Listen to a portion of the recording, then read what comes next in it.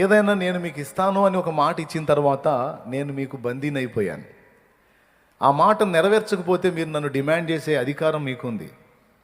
ఎందుకంటే ముందు నోరు జారాను కాబట్టి ఆ మాటతో నేను మీకు చిక్కుబడిపోయాను.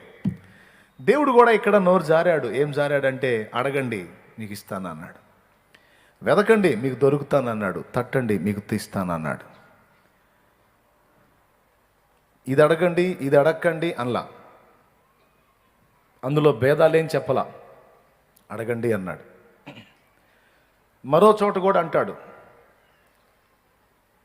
మీ సంతోషం పరిపూర్ణమగినట్లు మీరు అడగండి ఇస్తానన్నాడు. నా యందు మీరును మీ యందు నా మాటలను నిలిచి ఉన్న ఎడల మీకేది ఇష్టమో అడగండి నేను అది తీరుస్తాను అన్నాడు యోహాను సువార్త 15లో. ఇట్లా అనేక వచనాలు, మీకు ఏది ఇష్టమో అడగండి నేను తీరుస్తాను, మీకు ఏది ఇష్టమో కోరుకోండి నేను జవాబిస్తాను అన్నాడు. దీన్ని ఆధారం చేసుకొని కొంతమంది లోక సంబంధంగా శరీర సంబంధమైన వాటిని అడుగుతారు, కొంతమంది ఆత్మ సంబంధమైన వాటిని అడుగుతారు. తప్పులేదు, ఆత్మను రక్షించడానికి ప్రాణం పెట్టిన దేవుడు శరీరం కోసం కావలసినటువంటివన్నీ కూడా సమకూరుస్తాడు.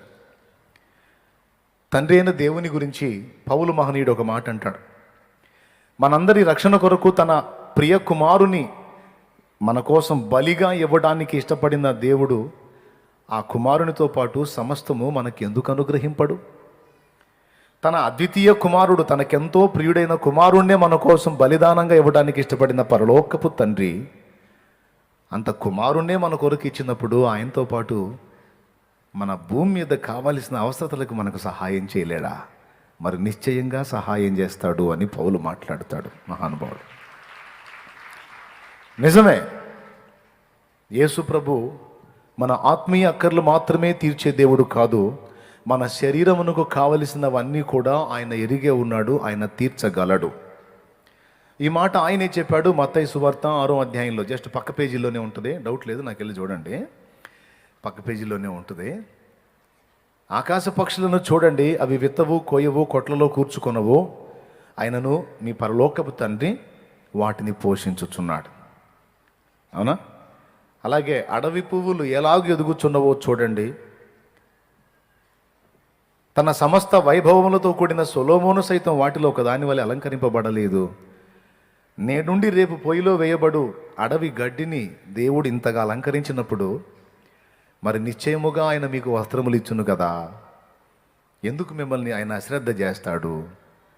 కనుక ఏమి తిందుమా, ఏమి త్రాగుదుమా, ఏమి ధరించుకుందుమా అని మీ దేహమును గూర్చేనను మీ ప్రాణమును గూర్చేనను విచారించకుడి, అన్యజనులు వీటన్నిటి విషయములో విచారిస్తారు. ఇక్కడ ఒక చిన్న వ్యత్యాసాన్ని చూపించాడు. నిజంగా మీరు నా పిల్లలు అయితే, నిజంగా మీరు నా యందు నిరీక్షణ విశ్వాసం గలవారైతే, నిజంగా నేనేంటో మీకు అర్థమైతే, మీ విచారం భూ సంబంధమైన వాటి విషయంలో ఉండదు అని తేల్చేశాడు. భూ సంబంధమైన వాటి విషయంలో నువ్వు విచారపడుతున్నావు, వేదన పడుతున్నావు అంటే ఇంకా నేను అర్థం కాల, నీకు నేను అర్థం కాల. నేను అర్థమైతే పొరపాటును కూడా నీకు ఈ భూ సంబంధమైన అక్కర్లు, అవసరతలు, సమస్యలు, ప్రాబ్లమ్స్ విషయంలో నువ్వు విచారపడవు. ఎందుకంటే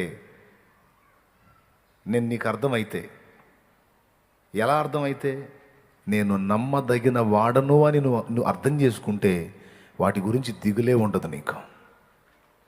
ఎప్పటికీ ఏది కావాలో, ఎలా కావాలో, ఎందుకు కావాలో అన్నీ నాకు తెలుసు. నువ్వు నా రక్తమును ఆశ్రయించినందున, నా రక్తములో కడగబడి నా సొత్తువైనందున మరి ఎక్కువగా నీ మీద నాకు అధికారం వచ్చింది, బాధ్యత కూడా వచ్చింది. దేవునికి స్తోత్రం.